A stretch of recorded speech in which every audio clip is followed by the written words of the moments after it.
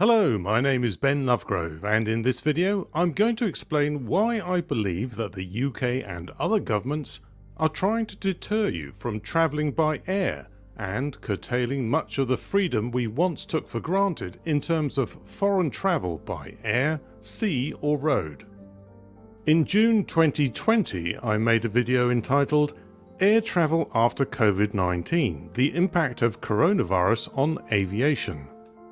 Watching it now, it seems very naive as I explained that, with lockdowns coming to an end and travel restrictions about to be lifted, air travel would bounce back stronger than ever and general aviation would see a boost too.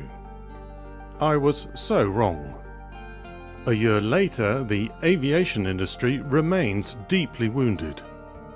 Tens of thousands of pilots, cabin crew, airport staff, and all manner of people in the ancillary industries are either still furloughed or have been made redundant, with little prospect of finding work in the industry they loved. Here's what I said about the impact of travel restrictions in that June 2020 video. It doesn't take an expert to work out that the impact of the coronavirus pandemic on the aviation industry has been nothing short of catastrophic. The effect has been disastrous for general aviation as well as the airline industry and holiday companies. I'm not going to mention all the statistics about the percentage drop in flights, income and so on, and you're probably already aware of how vital aviation is for the global economy. As I've explained in previous videos, there are many ancillary services that rely on airlines and air travel, from the taxi drivers to the hotel staff, from the caterers to the cleaners. The extra fuel of government job retention schemes, grants and loans have lessened the damage, but they must all be paid for by either higher taxation or more borrowing.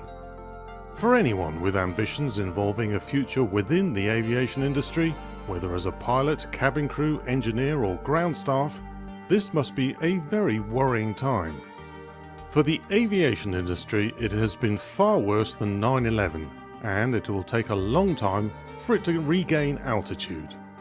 Grounded aircraft not only fail to generate any income, but they drain cash reserves due to the ongoing cost of the essential maintenance required to keep them airworthy and ready to return to service immediately when lockdown is lifted.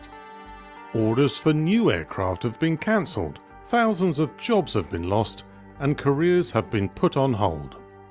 Airbus has suggested that it may take as long as 3 to 5 years for the aviation industry to recover to pre-pandemic levels. Well, if things were bad then they are far worse now. Airlines have been wound up and the industry is on its knees. But why? Why is this being allowed to happen? Why is the aviation industry not getting the level of support it needs? A few months ago, I began to wonder at the reason the government had issued contracts to behavioural scientists and tasked them to change our behaviour and habits in order to comply with what they believed to be the right response to the pandemic. A pandemic that is not only mild, but now such a low risk that it makes all the continuing restrictions on our lives seem overcautious, authoritarian and sinister. This coercion worked, and those who refused to comply were shamed for being selfish and worse. To this day, anyone who expresses the wish to travel or live freely runs the risk of being called out as being selfish and irresponsible. These same governments have taken the subject of climate change to heart, and they have set themselves, or agreed to, ambitious targets to cut CO2 emissions by certain dates.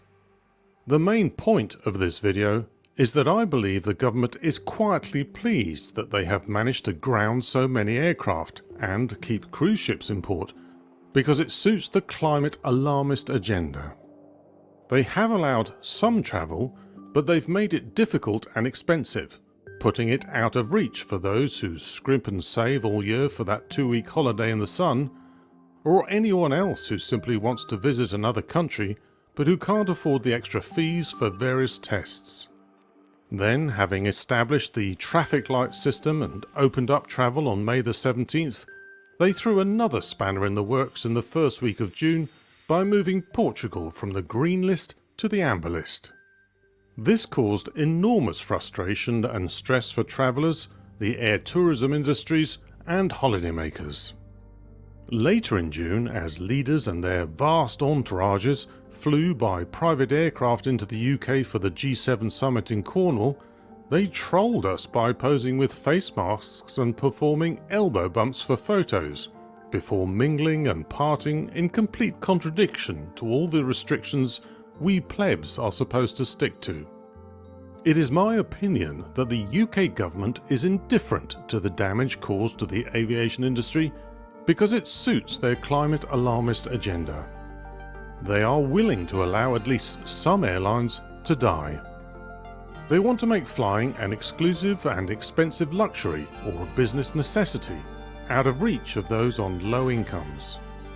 And just as they did for the pandemic, they will employ the same methods to shame people who travel abroad by whatever means of transport, by portraying them as selfish and uncaring about the supposed impact on the environment.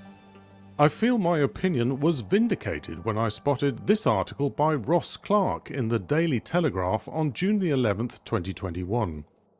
Are climate lobbyists behind the government's perverse determination to keep planes grounded?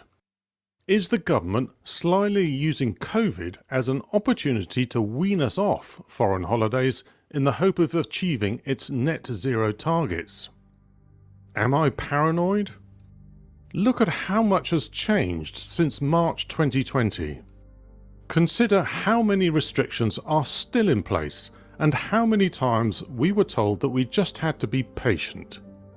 We are being conditioned and socially engineered to meet the next big scare story that will dominate our lives in the 2020s, climate alarmism. When the pandemic alarmism eventually fades, it will be replaced with climate alarmism. It's already a subject that is ingrained into the public consciousness with frequent references in the media, and with few bothering to question the science behind it. Just as few of us are virologists or epidemiologists, fewer still have sufficient experience in climatology to question the models.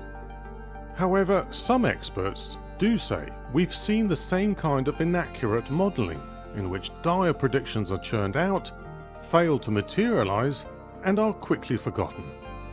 Those who do speak out, even if it's only to ask questions or put forward alternative interpretations of the data, are quickly deplatformed or censored for daring to question the narrative. The term denier already carries the loaded implications that the person who questions climate change science is irrational and even dangerous. Yes, the climate is changing, as it has before and will again. But will permanently restricting our freedom to travel make any difference? Shouldn't we instead be focusing our energy on cleaning our oceans of all plastic waste, including 1.46 billion discarded face masks? If I'm wrong about this, the worst that can happen is that I'll end up with egg on my face, and a year from now air travel will be buoyant again. But if I'm right, then leaders within the aviation and other transport industries are going to need to mobilise and communicate in order to resist the sledgehammers being taken to their industries. What's your opinion?